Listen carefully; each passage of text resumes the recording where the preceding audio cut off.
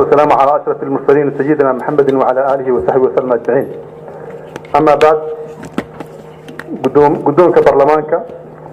حبناها شرط البرلمانك مدن المروي. السلام عليكم ورحمة الله وبركاته. سلام كدب وحن ما تهرتي نو يمد وأن إذن هر كأني شرعي بطولك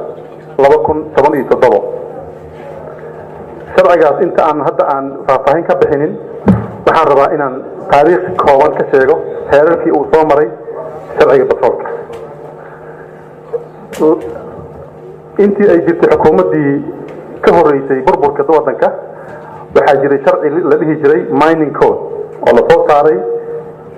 1984 mining codekaas wuxuu ka koobnaa waxa loo yaqaan hydrocarbonska ama loo yaqaan batroolka iyo macdanaha kala wadanka uu leeyahay waxa mas'uul ka ahayd dawlad mas'uul uga ahayd wasaaradii la dhihi jiray wasaaradii macdanta iyo biyaha xeerkaas marka laga hadlayo batroolka wuxuu bixin jiray shatiyo loo yaqaan concessions oo macnaheedu uu yahay shirkadii doonaysa inay shidaal ama ka saamiso Soomaaliya ama wax ka soo saarto in aag ama dhul la siiyo dawladana ay ku yeelato canshuur shirkadana ay lahaansho rasmi ah oo ay leedahay dhulkaas sharcigaas kadib burburkii kadib waxa xukuumaddii 2008 waxay isku dayday inay dib u eegis ku sameeyso sharciga batroolka mining guud ahaan lama sameeyin laakiin qaybta batroolka ay dib u eegis lagu sameeyay dib u eegistaas la sameeyay waxa aad loogu qeexay in heshiiskii concessionka loo bedelo wax loo yaqaan PSA ama wax soo saar wadaag oo ay dawladda Soomaaliyeed leedahay hantida rasmi u leedahay waxa soo baxan la wada leeyahay shirkadii ka shaqeynaysay iyo dawladda lafteed xilligaas 2008 nidaamka federaalka Soomaaliya ma aysan qaadan waxa mas'uuliyad buuxa qaadanaya dawladda dhaxalahay baarlamaanka 2008 wuu ansixiyay madaxweynihiina wuu saxay Allah yarxamo Cabdullaahi Yuusuf waxa lama horaan noqotay in dib u eegis lagu sameeyo sharcigaas maadaama nidaamka federaalka wadanka uu qaatay sharciga batroolka 2017 ee idin hor yaalla waa dib u eegis lagu sameeyay sharciga 2008 ayadoo lala jaan qaadaya nidaamka federaalka dib u habeynta lagu sameeyay sharcigan waxa iska kaashaday khubaro Soomaaliyeed oo ay wasaaradda batroolka leedahay garyaqaanka guud qareeno Soomaaliyeed iyo bangiga adduunka qodobka 44 ee dastuurka ku-meelgaarka wuxuu tilmaamayaa in khayraadka dabiiciga oo ay batrool ku jiro in xukuumadda federaalka iyo xubnaha xukuumadaha federaalka qaybta ka ah xukuumadda federaalka ay ka wada xaajoodaan lahaanshaha maamulka iyo qaybsiga dakhliga laga helo manaafacaadsiga khayraadka dabiiciga wada xaajoodkaas waxaa laga sugayaa in uu ka soo baxo heshiis siyaasadeed oo baahsan in dastuurka lagu qoro waa waxa loo yaqaano revenue sharing agreement oo ah qaybsiga khayraadka ka soo baxa batroolka sharcigu wuxuu la jaan qaadayaa shuruucda batrool guud ahaan dunida gaar ahaan kuwa bariga Afrika ka jira sharcigan wuxuu waafaqsan yahay dastuurka ku-meelgaarka ee dalka isla markaana wuxuu la jaan qaadayaa shuruucda kale ee dalka ka jira sida shuruucda la xiriirta canshuuraha maalgashiga iyo wixii la mid ah sharcigan wuxuu ilaalinayaa in si khaldan looga faa'iideysto ama loo isticmaalo batroolka iyo gaaska dalka qaybihiisa kala duwan ku jira mudane imbarweyn baahida loo qabo siyaasad sharci iyo maamul midaysan ee batroolku waa khayraad dabiici ah oo la saadaalinayo inuu ku jiro dhulka jamhuuriyadda federaalka ee Soomaaliya bad iyo bariba waa hanti ummadda Soomaaliyeed wada leedahay وخيرات دبيعة أو كفائدة جيسة أيسن فضوضين أقونتا فرسمدا يبقى لها اللوبة هي إن لو صاروا بترولك ووح كبحثا ما أنت أود حكومة الدولة الفدرالية يحدناها كلا الدولة كمتكاه الدولة الجوادية كان أوجد فائدة إن خيرات البترول كأمة الصومالية وإن أن ديارنا شرعي هيكل معمول وناكسن أو متى أورين تشوجها لجمع مرمان كأه حول جلاد البترول أكون يكفي الصومالية أو حول جلاد سيدي صومالية وحول لها شركتها عالمية هو وناكسن البترول كبارة أما صارة oo ay ula jiri lahayd heshiis ka ugu wanaagsan ee surugalka baahida sharciga loo qabo waa mid ku salaysan helidda dhaqaale dalka dib loogu dhiso laguna horumariyo ilaha wax soo saarka dhaqaalaha ee dalka baahida kale loo qabo dhalinyarada Soomaaliyeed oo iyaga lagu qiyaasay inay yihiin 70% bulshada Soomaaliyeed waxay ka heli doonaan fursado shaqo oo loo abuuro mustaqbalka in laga gudbo ku tiirsanaanta iyo gacan hoortiga kaalmada dibadda oo markaa dalka iyo dawladda Soomaaliyeed ay ku tashaan si dhaqaalaha iyo horumarka bulsho u maamulaan in xogaha horudhaca ee laga aruuriyay badda iyo badiga iyo kuwii hore iyo kuwii dambe ay yihiin kuwa dhiirigelin iyo rajo badan leh isla markaana shirkadaha daneeya ay tiro ahaan isa soo tarayaan gudoomiye mudanayaal sharciga si waafaqsan dastuurka wuxuu idmayaa in batroolka iyo gaaska ku jira si rasmi ah loo fahmiyo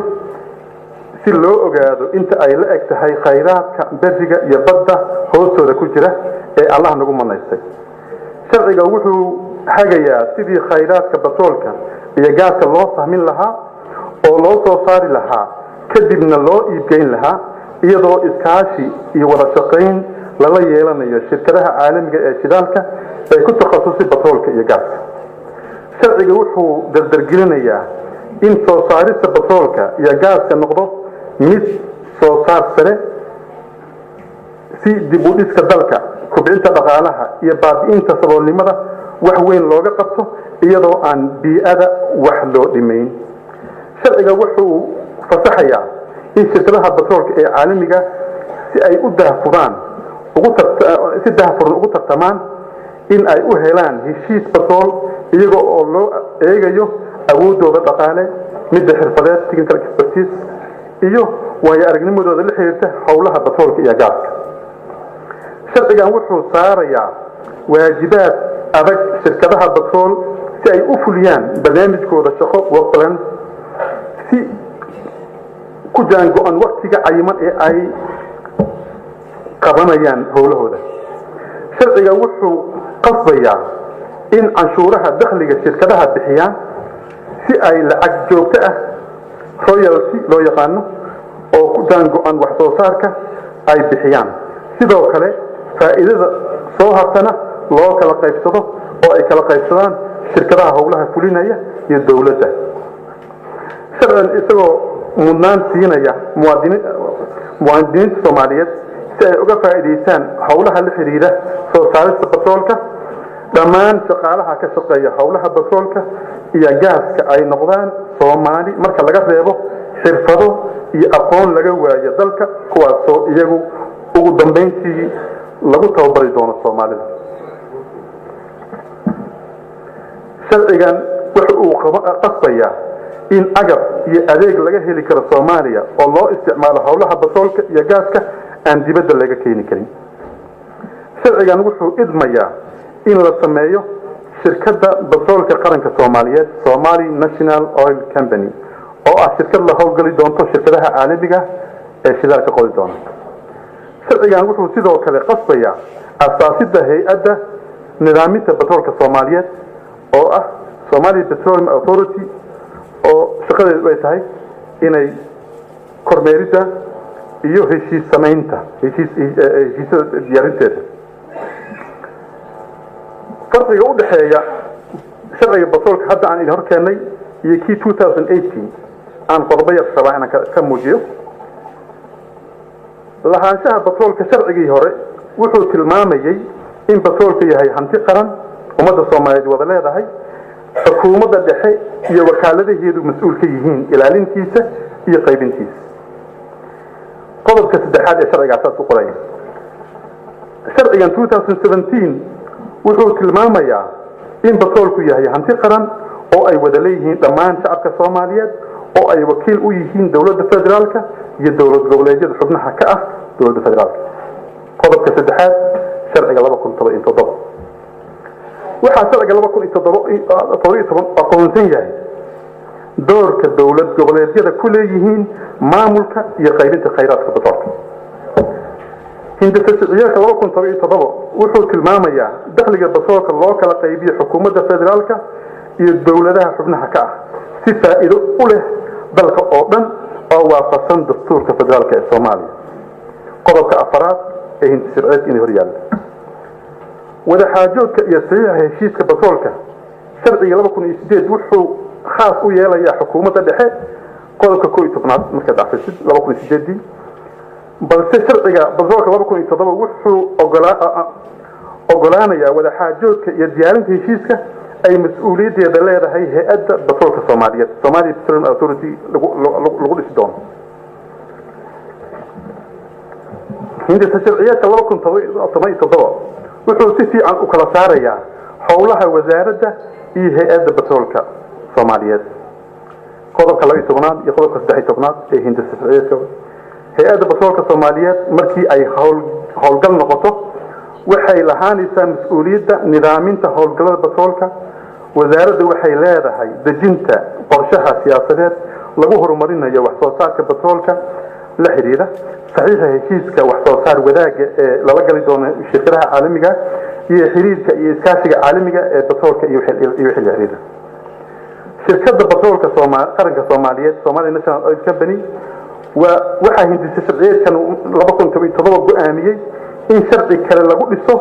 sida caadiga ah shirkadaha dawladda shirkadda dawladda ay leedahay masaamigeeda ugu badan qodobka 14 ee sharciga batroolkaasi nusaya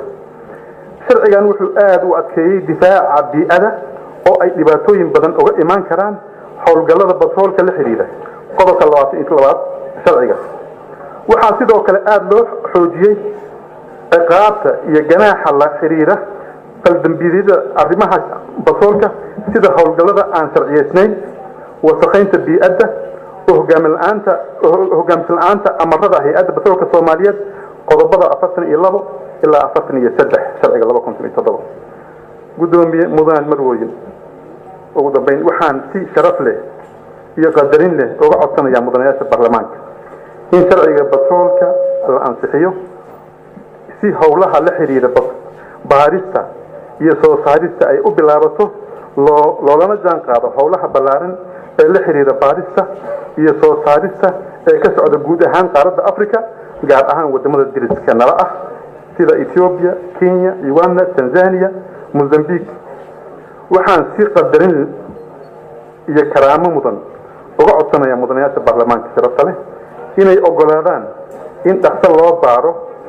loo soo saaro batroolka iyo gaaska alla nagu nasiyay inta uu qiimo leeyahay iyadoo aan ognahay in tiknoolajiyada maanta ay horseedayso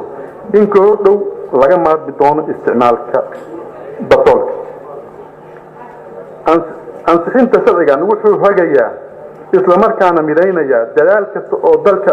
maamuladiisa kala duwan loogu fahminayo ama loogu soo saarayo batrool sharcigan la'aantiis wuxuu keenayaa in kala qoqobnaan iyo kala dayacaad ku timaado khayraadka batroolka iyo gaaska dalka ku jira waxaan markasta diyaar u nahay soo dhaweynta fikradihiina si aan u soo wada saarno sharciga lagu hagayo batroolka oo ay u aayaan jiilalka naga dambeeya ugu dambeyntii waxaan mudanayaasha sharafta xasuusinayaa in mudanayaasheenii 2008 baarlamaanka ka joogay ay si buuxda u ansixiyeen sharcigii batroolka 2008 maanta xilkana saaran guud ahaanteen waa inaan sidii oo kale waajibkeena uga gudano